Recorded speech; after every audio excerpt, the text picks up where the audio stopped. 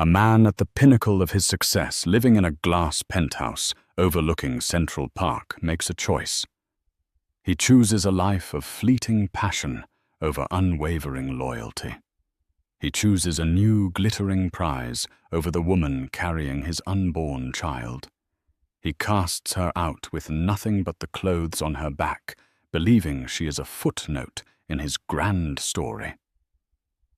But he never thought to ask about her past, about the secrets locked away in her bloodline. He was a self-made millionaire, but she was about to become something else entirely, an heiress to a fortune so vast it could buy and sell his entire world 10 times over. This is the story of how the deepest betrayal ignited the greatest comeback, proving that karma isn't a myth. It's a reckoning. The air in the penthouse on the 78th floor of 157 was always sterile recycled and faintly scented with the white gardenia diffusers Jonathan Sterling insisted upon. It was the smell of wealth Serafina Hayes used to think. Now, it smelled like a beautiful lie.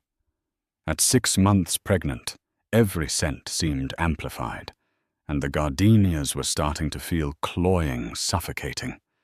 She stood before the floor-to-ceiling windows, her hand resting protectively on the gentle swell of her stomach, and watched the tiny, frantic lights of New York City blur into a glittering tapestry below. It was a view that cost $26 million, a view that was meant to be a testament to their love, their success, their perfect life. Jonathan was the architect of this life. A real estate magnate who had clawed his way up from a middle-class upbringing in Queens to the apex of Manhattan's skyline, he was a man sculpted by ambition. When they met, she was a freelance art curator with a passion for obscure Renaissance painters, and he was a charming, relentless force of nature who saw her not just as a partner, but as the perfect final touch to his masterpiece of a life. He loved her quiet elegance, her gentle nature, the way she made their cold, modernist apartment feel like a home. Or so he said. Lately, the architect was spending more time admiring other buildings. The signs were small at first, almost laughably cliché. Late nights at the office that stretched into the early morning. The scent of an unfamiliar perfume. Something sharp and musky, like Chanel Coco Noir, clinging to the lapel of his Brioni suit. The way he angled his phone away from her, a sudden sharp movement that felt as violent as a slap. When she gently questioned him, he'd mastered the art of loving gaslighting. "Sarah, baby, you're being sensitive." "It's the pregnancy hormones," he'd say, stroking her hair. His touch feeling practiced and hollow.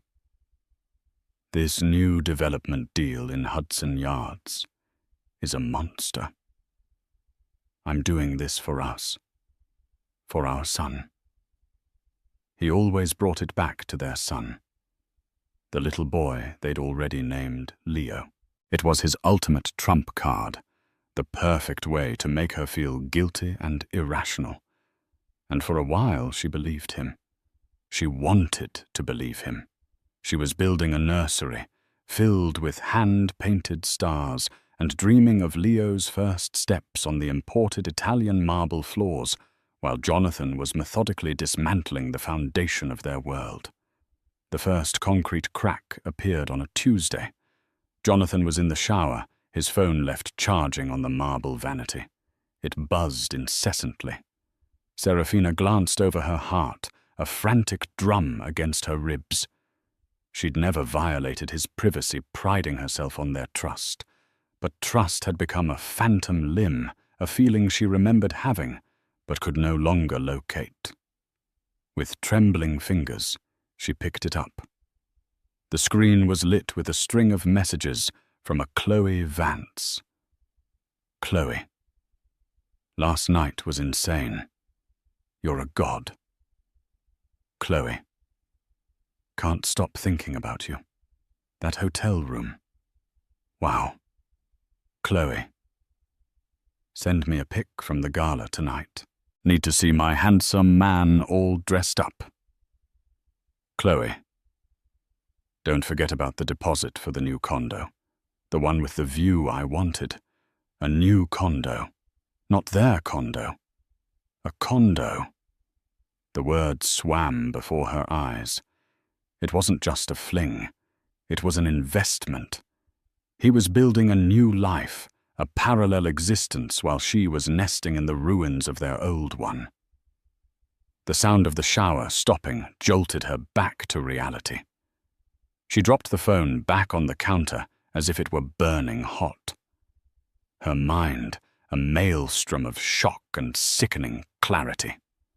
All the little pieces clicked into place, the business trips to Miami. The extravagant charges on the black card for jewelry she'd never received from places like Graff Diamonds. The sudden disinterest in feeling the baby kick. He walked out of the bathroom, a towel slung low on his hips, radiating the casual arrogance of a man who believed he was untouchable. He smiled at her, a perfect, white, predatory smile. Morning, beautiful. Big night tonight. The Children's Foundation. Gala. You feeling up to it? Serafina looked at him. Truly. Looked at him for the first time in months. She didn't see the man she loved, the father of her child. She saw a stranger. A well-dressed, handsome stranger with a heart of ice and a talent for betrayal. The gardenia scent was overwhelming now, and she felt a wave of nausea. I'm not feeling well, she managed her voice, a fragile whisper. His smile didn't falter, but his eyes hardened almost imperceptibly. A shame. It's important for us to present a united front. My biggest investors will be there. You know how this works, Sarah. It's all about image. He walked to his closet, a vast walk-in affair that looked more like a luxury boutique, where the navy Roland Mouret gown. It's elegant, and it hides the bump well enough. He didn't want to celebrate their coming child. He wanted to hide it, to hide her. In that moment, Serafina understood. She wasn't a partner anymore. She was a prop. And tonight at a gala meant to raise money for vulnerable children. Her own child's father was going to stand on a stage and sell the world a beautiful, perfect lie. A lie she was no longer willing to live inside. The gilded cage had never felt smaller, its bars never colder. She knew with a terrifying certainty that settled deep in her bones that their life as she knew it was already over. The only question was how brutally he was going to tear it all down. The hours leading up to the gala were a silent, agonizing ballet of pretense. Serafina moved through their cavernous apartment like a ghost, the unspoken truth hanging in the air between them, thick and heavy as velvet curtains. She put on the navy gown. It was a beautiful dress, a relic from a time when she believed his gifts were tokens of love, not expensive gags. The dark silk clung to her changing body, a constant reminder of the life growing inside her, a life now tethered to a lie. She watched herself in the mirror, a stranger with haunted eyes and a pale, drawn face. Jonathan was oblivious, or perhaps he simply didn't care. He was a whirlwind of self-importance, adjusting his custom-made Tom Ford tuxedo, fixing the diamond cufflinks that had been a gift from a Saudi investor, and barking orders at his assistant over the phone. He was a man performing on the grand stage of his own ego, and she was merely a background player. "The car is downstairs," he announced, striding into the bedroom. He paused, his eyes sweeping over her. "Good. You look perfect." Composed. It wasn't a compliment on her beauty, but on her ability to contain her burgeoning form, to maintain the facade. The ride downtown to Cipriani Wall Street was suffocatingly silent. Serafina stared out the window of the chauffeured Maybach, the city lights that once thrilled her, now seeming cold and indifferent. She could feel his impatience radiating from the other side of the plush leather seat. He wanted her to be the smiling, adoring wife. He needed her to play her part. The moment they stepped out of the car, the performance began. Flashes from paparazzi cameras exploded in their faces. Jonathan's hand went to the small of her back, a possessive proprietary gesture for the cameras. He smiled, waved, and guided her down the red carpet, a king in his court. Inside the grand hall was a sea of jewels, champagne, and calculated power. The air buzzed with the low hum of 1,000 conversations, each one a negotiation, a validation, a transaction. Jonathan Darling. A woman with a surgically tightened face and a necklace of emeralds that could fund a small country, air-kissed them both. And Serafina. You're glowing. Pregnancy suits you. Serafina forced a smile that felt like cracking porcelain. Thank you, Eleanor. For the first hour, she played her role flawlessly. She smiled, she nodded. She made small talk about art and summering in the Hamptons. She felt 1,000,000 miles away, an observer in her own life. Jonathan, meanwhile, was in his element, shaking hands, clapping backs, his laughter booming across the room. He was the center of this universe. And then she saw her. Across the ballroom, standing near the silent auction display, was a woman who could not have been more different from Serafina. She was sharp angles where Serafina was soft curves. Her dress was a daring slash of crimson silk, her lipstick a matching predatory red.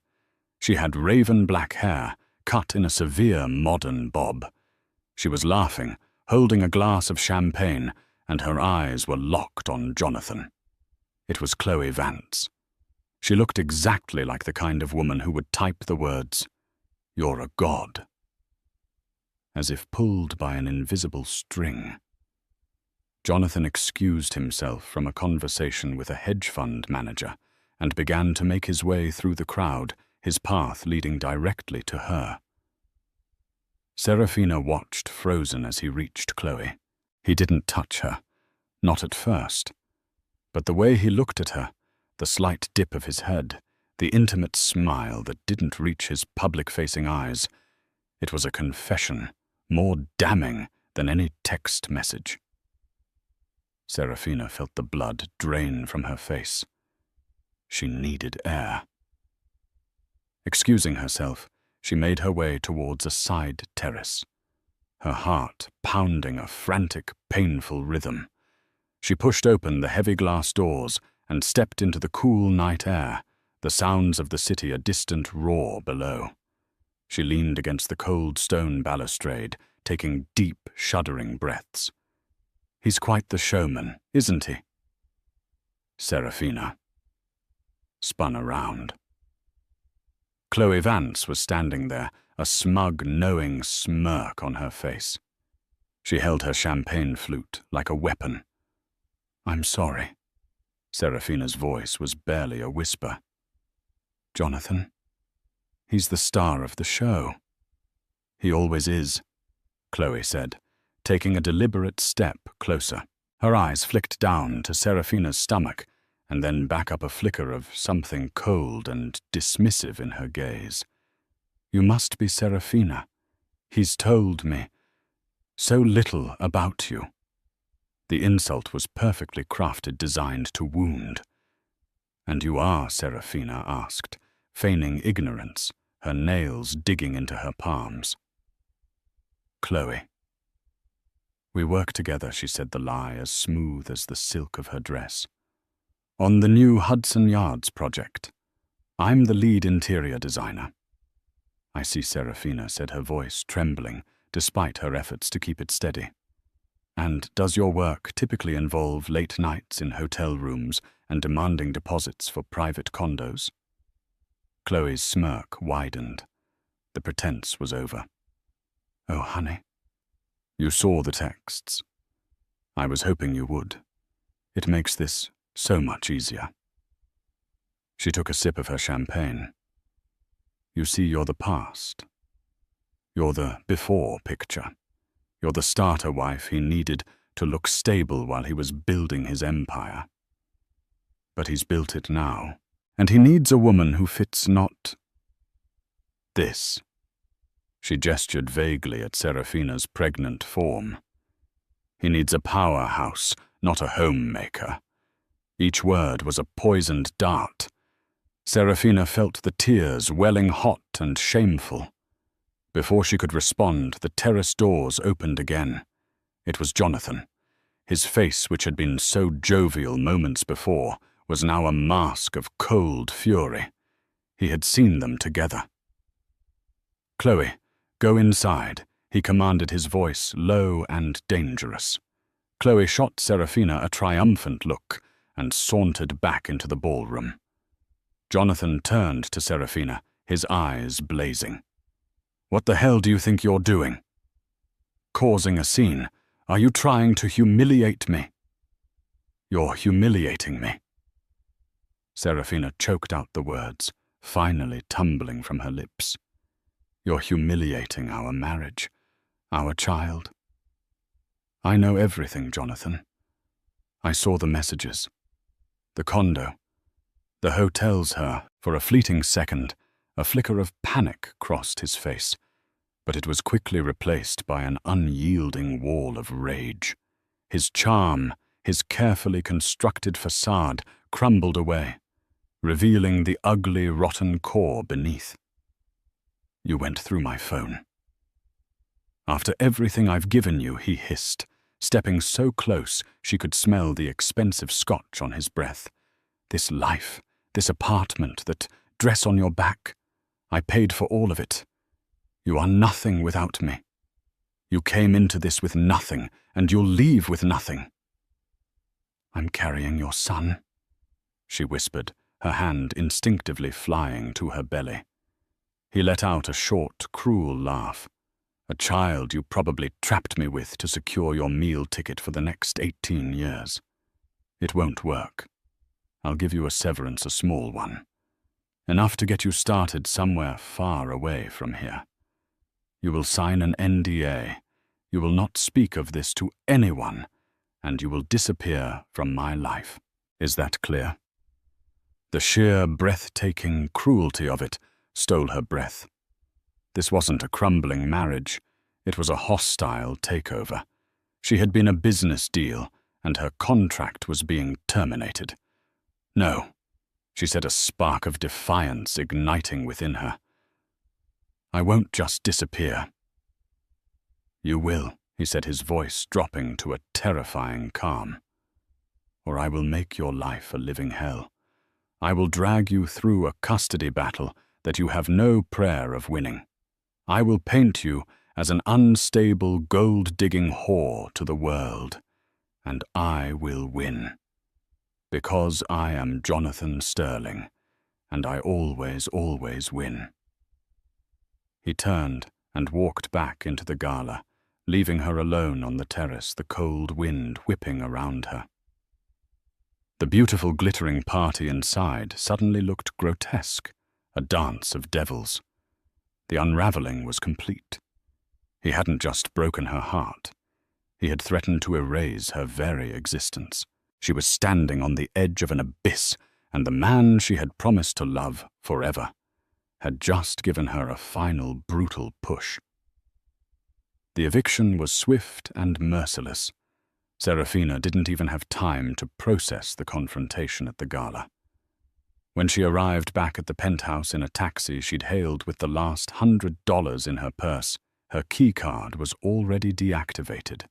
A stoic, square-jawed security guard, a man who had greeted her by name every day for 3 years, stood by the private elevator, his eyes refusing to meet hers.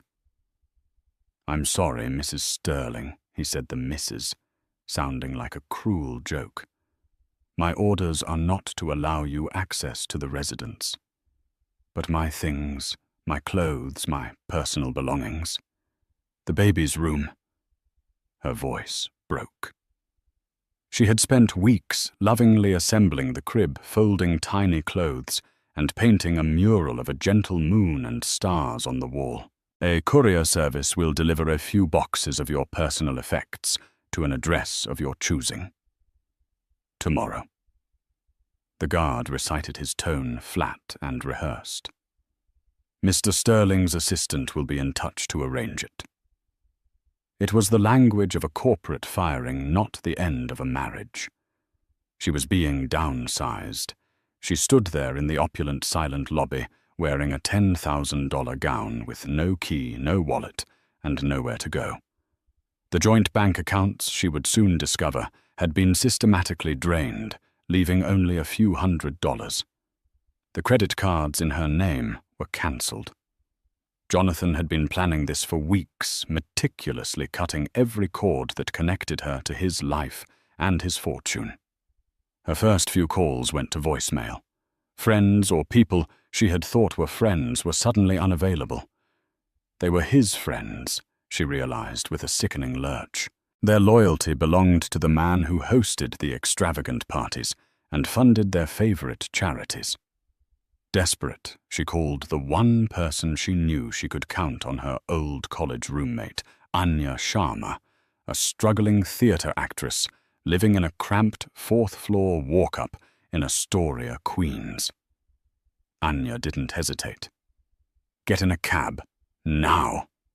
I'll pay for it when you get here." The journey from the heart of Manhattan's Billionaire's Row to the working-class streets of Queens felt like a descent into another world. The glittering towers gave way to brick apartment buildings and bustling bodegas. It was a world Serafina had left behind, a world Jonathan had taught her to look down upon.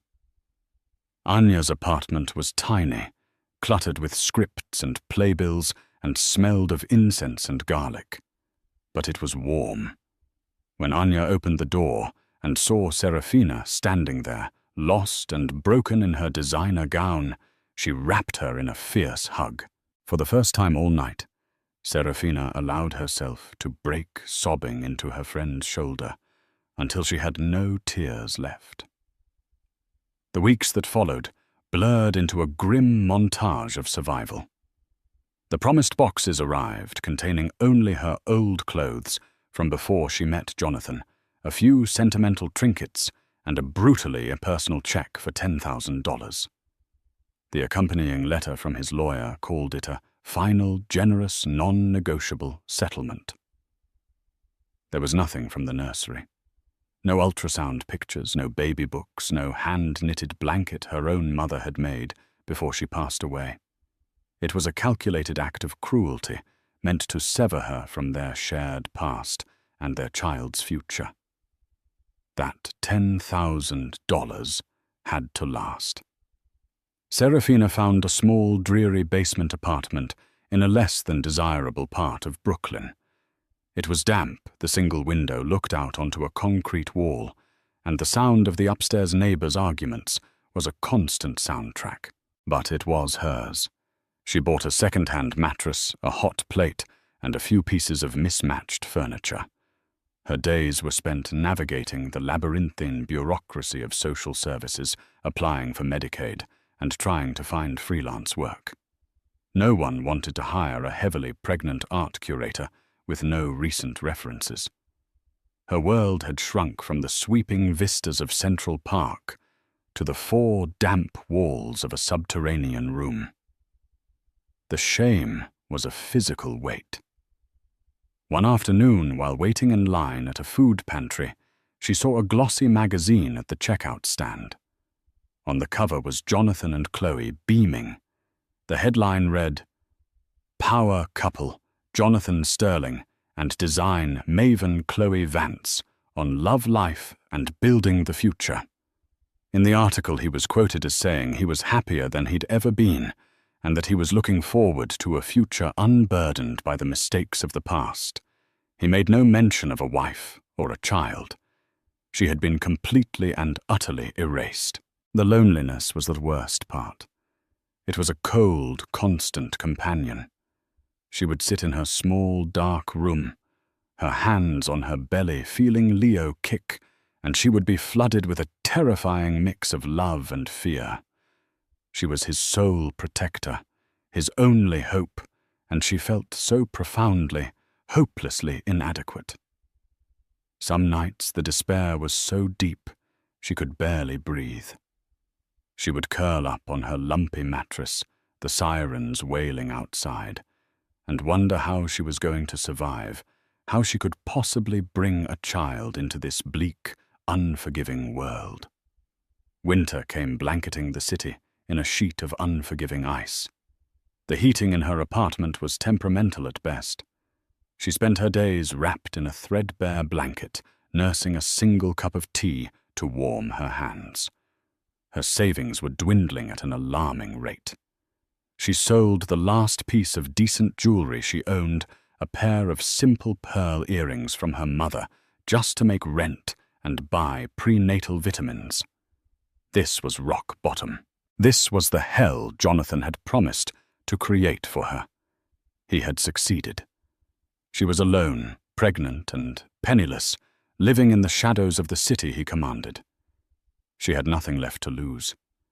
And in that barren, desperate place, a tiny, hard kernel of something new began to form. It wasn't hope, not yet. It was something tougher, colder. It was resilience, a quiet, stubborn refusal to be broken. She would not let him win. For Leo, she would find a way to crawl out of this abyss, even if she had to do it one bloody fingernail-scraped inch at a time. The coldest winter of her life had frozen her tears, and in their place a quiet, unyielding strength began to take root. It was a Tuesday in late February, the kind of bleak grey day that made the city feel like a concrete prison. A biting wind rattled the single grimy window of Serafina's basement apartment. She was 8 months pregnant now, and her body ached with a weariness that went bone deep. She had just returned from a fruitless job interview for a receptionist position she was overqualified for, but didn't get the polite rejection still stinging. Her dwindling bank account hovered just above $200. Taped to her door was a thick cream-colored envelope. It was utterly out of place in the grimy hallway. The paper was heavy, expensive card stock, and the return address was a law firm in Mayfair, London, Penhaligon and Crest. Her name and address were written in elegant, old-fashioned calligraphy. Her first thought was that it was from Jonathan. A new threat, a new legal maneuver to intimidate her. Her heart hammered against her ribs as she tore it open with trembling fingers. The letterhead was embossed, the language formal and dense. It wasn't from Jonathan. It was a summons of sorts, an urgent request for her presence regarding the estate of a Mr. Alistair Blackwood. The name meant nothing to her. She read the letter 3 times. Her brow furrowed in confusion. It spoke of a last will and testament, and her being named as a primary beneficiary. It had to be a mistake, a scam, some cruel, elaborate hoax. She almost threw it away, but something stopped her. The sheer quality of the paper, the official tone, the specificity of her name, Serafina Ann Hayes. They knew her maiden name. The letter included a number for their New York affiliate office and a prepaid international calling card. With a sense of weary absurdity, she made the call. A crisp, British-accented paralegal confirmed the letter's authenticity and arranged a meeting for the following afternoon at an office on Park Avenue, a world away from her current reality. The next day she spent an hour agonizing over what to wear, finally settling on the only clean, professional-looking maternity dress she owned. The journey back into Manhattan felt surreal. As she stepped into the hushed, mahogany-paneled lobby of the law office, she felt like an imposter. The receptionist, a severe-looking woman with perfectly coiffed grey hair, looked down her nose at Serafina's worn coat, but showed her into a conference room with a breathtaking view of the city. A few minutes later, a man in his late 60s entered. He was tall and impeccably dressed in a Savile Row suit, with kind, intelligent eyes behind wire-rimmed spectacles. He exuded an aura of quiet, unshakable competence. "Mrs. Sterling. Or do you prefer Miss Hayes?" he asked, his voice a gentle, melodic baritone. He didn't wait for an answer. "Let us say Miss Hayes. I am Arthur Penhaligon." He shook her hand. His grip was firm and reassuring. "I think there's been a mistake," Serafina began immediately. "I don't know anyone named Alistair Blackwood." Mr. Penhaligon gave a small, sad smile. "Please, sit." He opened a thick leather briefcase and laid out a file. "Alistair Blackwood was your maternal grandfather." Serafina stared at him, dumbfounded. "My grandfather? That's impossible. My mother was an orphan. Her parents died in a car crash when she was a baby. That's what she always told me. That Mr. Penhaligon said gently is the story Alistair instructed her to tell. It was a fiction they both agreed upon. The truth is somewhat more complicated." He paused, choosing his words carefully. "Your mother, Eleanor Blackwood, was not an orphan. She was Alistair's only child, his beloved daughter. But she fell in love with a man he did not approve of your father, a humble university librarian. Alistair was a man of immense wealth and influence. He came from old money. He expected his daughter to marry within their circle. When she chose love over legacy, he gave her an ultimatum: end the relationship or be disowned. She chose your father. The story was so outlandish, so dramatic, it felt like something from a novel." Serafina sat in stunned silence as he continued. Alistair cut her off completely. He was a proud, stubborn man, and he came to regret his decision profoundly, especially after your mother's untimely death a decade ago. He tried to find you then, but you had just married Mr. Sterling and changed your name. You had, for all intents and purposes, vanished into a new life. He respected your mother's choice and decided to watch over you from a distance, never wanting to intrude. He passed away 2 weeks ago, at the age of 94. Mr. Penhaligon slid a document across the polished table. It was the first page of Alistair Blackwood's will. He spent the last 40 years of his life building one of the world's largest private logistics and technology empires, Blackwood Global Holdings. He never remarried and had no other children. In his will, he named your mother as his sole heir. In the event of her passing, the entire inheritance passes to her only living issue. To you, Miss Hayes. Serafina's eyes scanned the page, her mind struggling to comprehend the words. The entire inheritance, she echoed weakly. What does that mean? Mr. Penhaligon looked at her directly, his gaze steady and kind. It means that you are now the sole proprietor of Blackwood Global Holdings.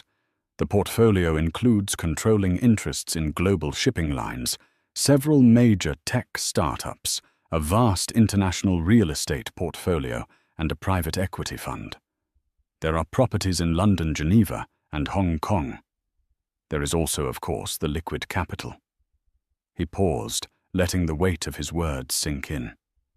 Ms. Hayes, I know this is a shock. To be precise, after probate, your net worth will be in the vicinity of $27 billion. The number didn't register. It was an abstraction, a string of zeros with no connection to her reality of counting loose change for bus fare. 27 billion. Jonathan's entire net worth, the fortune he had built his identity on, was estimated at around 200 million. It was a rounding error in the Blackwood estate. She began to laugh. It wasn't a happy sound. It was the hysterical, unhinged laughter of a mind pushed beyond its limits. She laughed until tears streamed down her face. Tears of shock, of grief for the family she never knew, and of a wild, unbelievable irony that was almost too cruel to be real. Mr. Penhaligon waited patiently until her laughter subsided into shaky breaths. "I understand this is overwhelming," he said softly. Mr. Blackwood foresaw this. He left very specific instructions. "My firm's purpose is to guide you, to protect you, and to help you assume control of your legacy. Our first order of business is your immediate security and well-being. A secure residence has been arranged. A team is on standby to handle any and all of your current difficulties." His eyes held a flicker of something else, a deep professional disdain. "We ran a thorough background check, of course. We are well aware of your situation with Mr. Sterling." Serafina looked down at her swollen belly, at the life that Jonathan had dismissed and discarded. She thought of the damp basement, the food pantry lines, the crushing despair. And then she looked out of the window at the city skyline, at the towers of glass and steel, where men like Jonathan Sterling played God. He had cast her into the dirt, believing she was nothing. He had no idea she was the heir to a kingdom that made his look like a child's sandcastle. The faint knock of fate had not just opened a door. It had blasted a hole through the wall of her prison, revealing a world of power and possibility she could never have imagined. The shock was beginning to fade, replaced by a cold, clear, and galvanizing thought. This wasn't just a lifeline. It was a weapon, and she was going to learn how to wield it. The transformation was as swift as it was absolute. Within hours of leaving Arthur Penhaligon's office, Serafina's old life ceased to exist. A black, bulletproof Cadillac Escalade whisked her away from the world of walk-ups and subway grates. Her new home was the entire top floor of a discreet, ultra-secure residential tower in Tribeca, a paparazzi-proof building with a private elevator and a dedicated security team. The apartment was a sprawling expanse of understated luxury, with warm woods, soft fabrics, and breathtaking 360-degree views of the Hudson River and the city. It was opulent, but unlike Jonathan's cold penthouse, it felt like a sanctuary.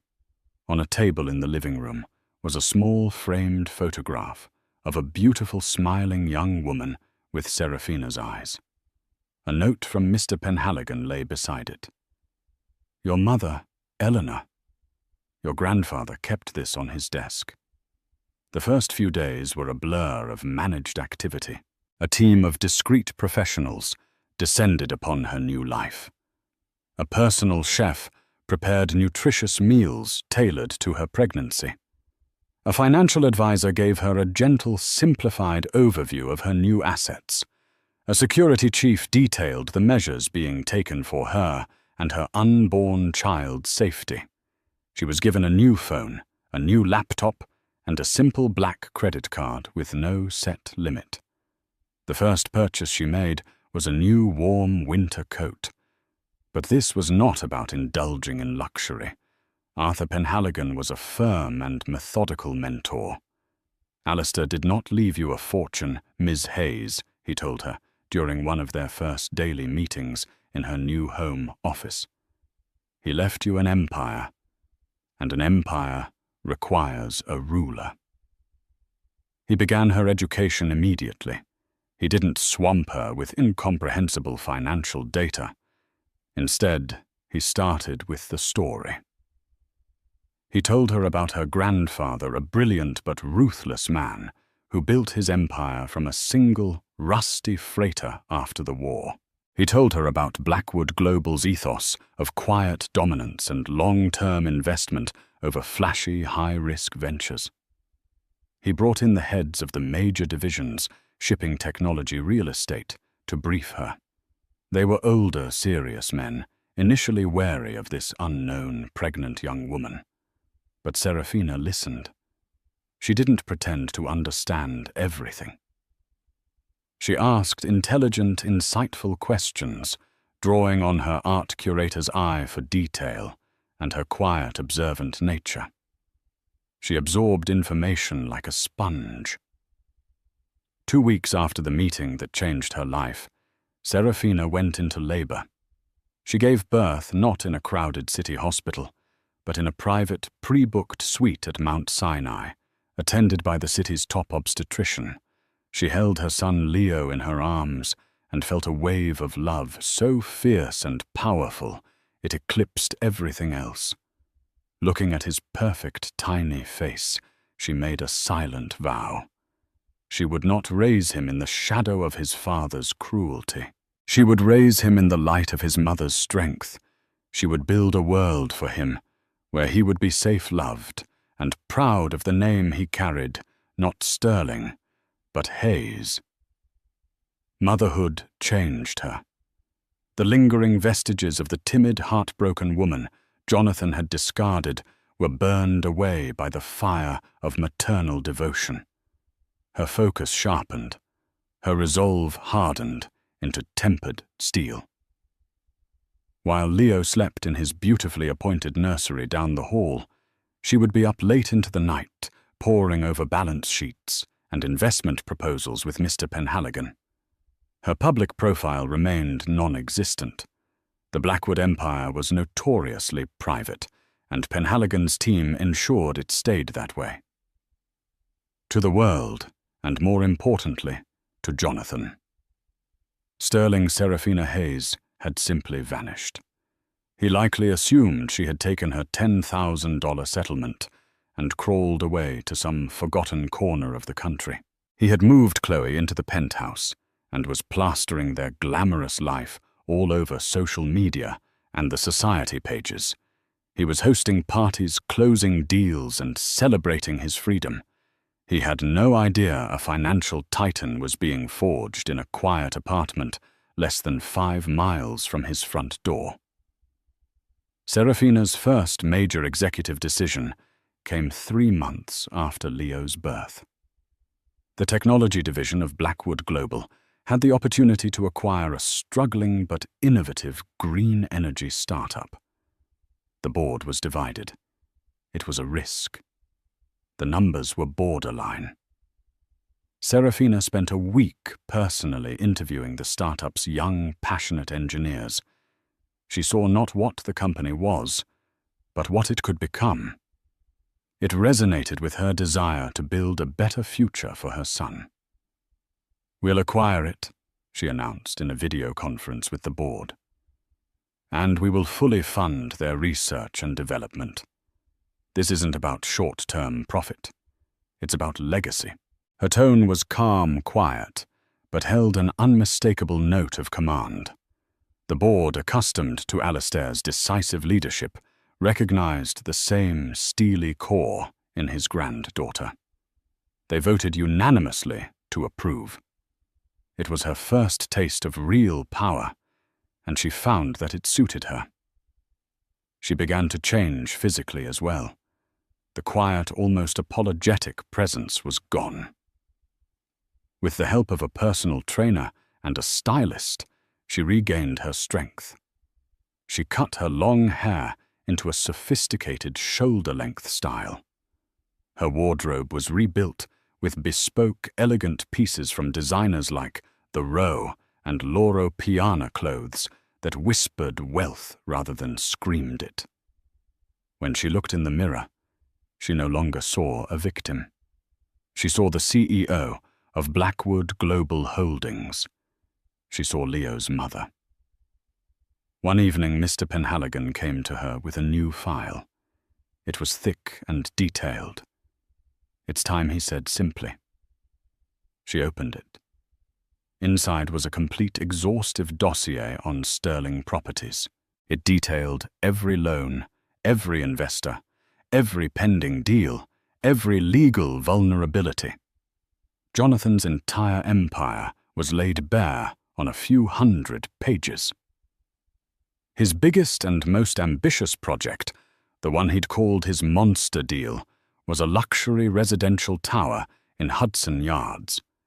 He was leveraged to the hilt to finance it, relying on a final round of funding from a Swiss investment firm to complete it. The Swiss firm Vector Capital has been a quiet partner of Blackwood Global for over 30 years. Mr. Penhaligon said, a slight, grim smile touching his lips. "They owe us a great deal of loyalty. They are, shall we say, open to our guidance on this matter." Serafina looked up from the file, her eyes cold and clear as diamonds. Jonathan had tried to destroy her future. Now she held his in her hands. The heiress had spent months learning her new role, consolidating her power and healing her wounds. The time for hiding was over. The time for a reckoning had begun. The downfall of Jonathan Sterling was not a loud, dramatic explosion, but a quiet, calculated implosion, orchestrated from the serene, sun-drenched home office of the woman he had tried to erase. Serafina's revenge was not born of frantic passion, but of ice-cold strategy. She approached the dismantling of his empire with the same meticulous precision she had once used to curate an art exhibition. Every piece had its place, every move its purpose. The first step was silent. Acting on Serafina's authority, Vector Capital Jonathan's crucial Swiss investor pulled its $800 million line of credit for the Hudson Yards project, citing a sudden portfolio realignment. The official notice was delivered via a sterile email devoid of emotion. For Jonathan, this was a catastrophe. The news hit his desk on a Monday morning. He was over-leveraged, with contractors demanding payment and deadlines looming. Without that final round of funding, the entire project, the crown jewel of his career, would collapse. He scrambled, calling his contacts at Vector, but was met with a polite, impenetrable wall of corporate jargon. The decision was final. Panic began to set in. He started calling other banks, other investors trying to secure a new line of credit. But word travels fast in the tight-knit world of high finance. The sudden pullout by a conservative firm like Vector was a massive red flag. No one wanted to touch a project that was suddenly radioactive. Every door he knocked on was politely but firmly shut in his face. The second move came a week later. A little-known subsidiary of Blackwood Global's real estate division, a shell company called Bedrock Acquisitions, began quietly buying up the corporate debt Sterling Properties held with its primary lenders. Jonathan had used aggressive leverage to build his company, borrowing heavily against his existing assets. Bedrock Acquisitions, flush with the near-limitless cash of the Blackwood empire, bought that debt for pennies on the dollar from banks that were now nervous about a potential default. In the space of 2 weeks, Serafina, through her shell company, had become Jonathan's primary creditor. He was in effect now in debt to her. He had no idea, of course. He just knew that his financial world was shrinking, the walls closing in with terrifying speed. The pressure began to show. The confident, swaggering magnate was replaced by a haunted, desperate man. There were furious, whispered arguments with Chloe in expensive restaurants, overheard by gleeful gossip columnists. Chloe, who had been attracted to his power and success, had little patience for his stress and mounting failures. The shopping sprees slowed, then stopped. The talk of a summer on a yacht in the Mediterranean was replaced by tense silence. The final act was a masterstroke of corporate theatre. With the Hudson Yards project on the brink of foreclosure, a new buyer emerged, a mysterious ultra-private holding company.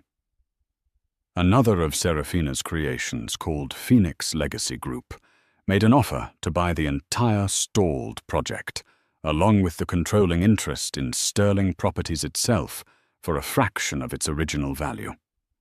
It was a low-ball offer, an insult. But it was the only offer on the table. It was either accept it or face total bankruptcy, public humiliation, and a barrage of lawsuits from his other investors. His back against the wall, Jonathan was forced to arrange a meeting with the principal of this Phoenix Legacy Group. He hoped to negotiate to appeal to their business sense to salvage some piece of his crumbling kingdom. The meeting was set for a neutral location, a top-floor conference room at the offices of Penhaligon and Crest, the same place where Serafina's new life had begun. Jonathan arrived looking haggard. His expensive suit seemed to hang off him, and there were dark circles under his eyes. He walked into the conference room, ready to plead his case to some faceless corporate raider. And then he saw her. Serafina was seated at the head of the long, polished table. She was not the broken, pregnant woman he had thrown out into the cold. This was a different person entirely. She wore a cream-colored silk blouse and a sharply tailored black suit that spoke of quiet, immense power. Her hair was sleek, her expression calm and unreadable. At her side, looking on with quiet approval, was Arthur Penhaligon. The color drained from Jonathan's face. He stopped dead in the doorway, his mouth agape, a litany of confused emotions. Shock, disbelief, dawning horror playing across his features. "Serafina," he stammered. "What? What is this?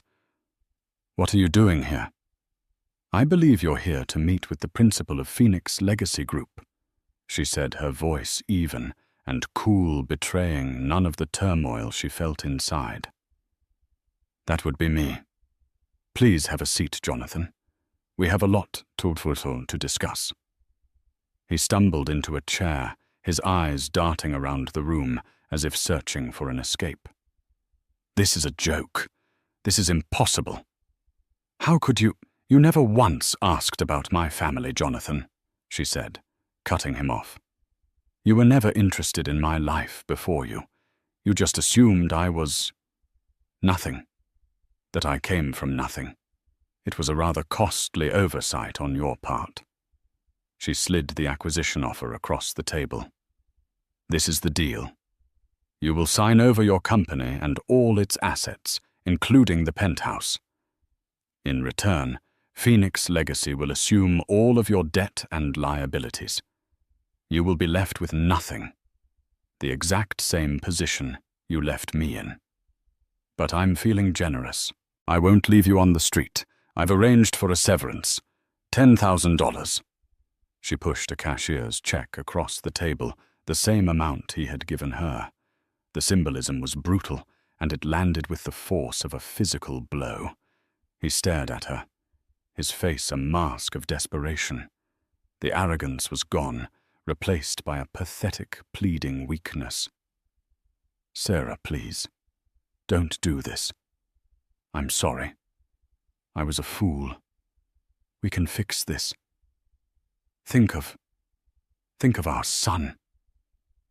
It was the first time he had mentioned Leo in almost a year.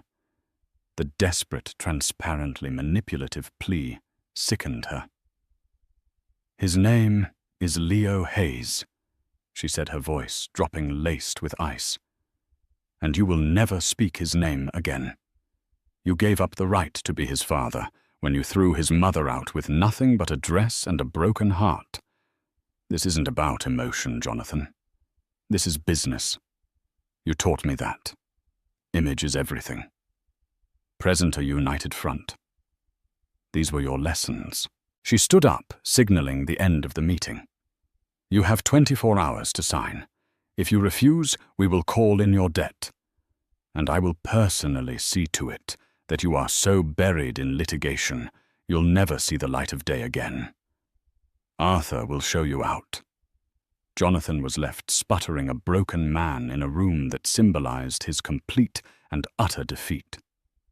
As Serafina walked out, she didn't feel a rush of triumphant joy.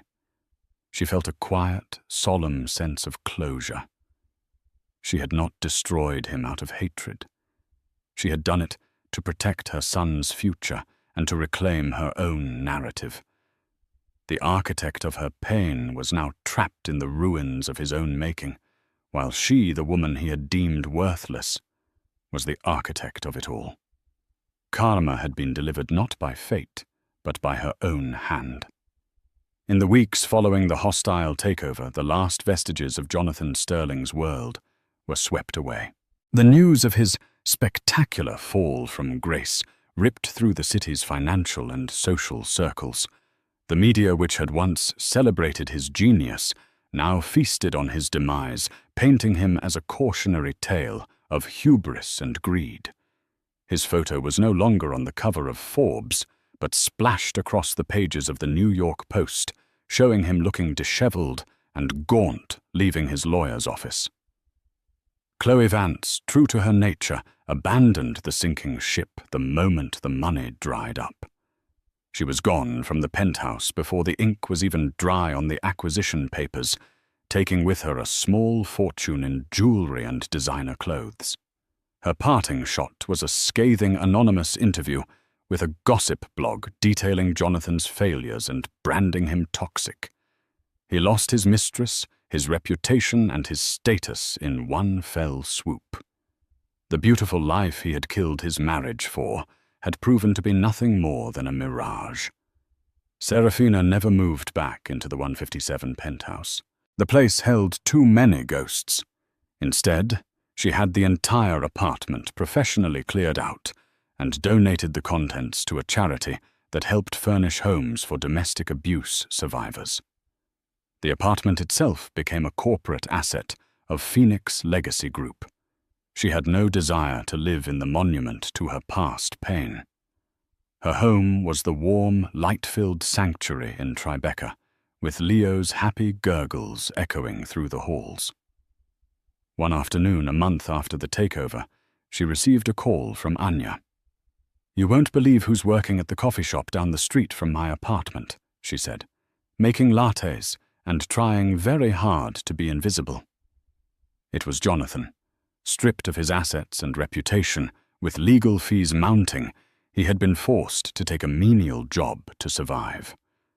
The king of Manhattan real estate was now serving cappuccinos in Queens. A part of her, a small wounded part from long ago, might have felt a grim satisfaction at this news. But the Serafina of today felt only a distant pity. His fate was no longer her concern. Her world was infinitely larger now. She poured her energy not into reveling in his downfall, but into building her own legacy. She proved to be a natural leader, possessing her grandfather's sharp instincts, but tempered with an empathy he had lacked. She championed the green energy startup, which was now flourishing under her investment. She established the Eleanor Hayes Foundation, a major philanthropic organization dedicated to supporting single mothers and providing arts education in underprivileged communities.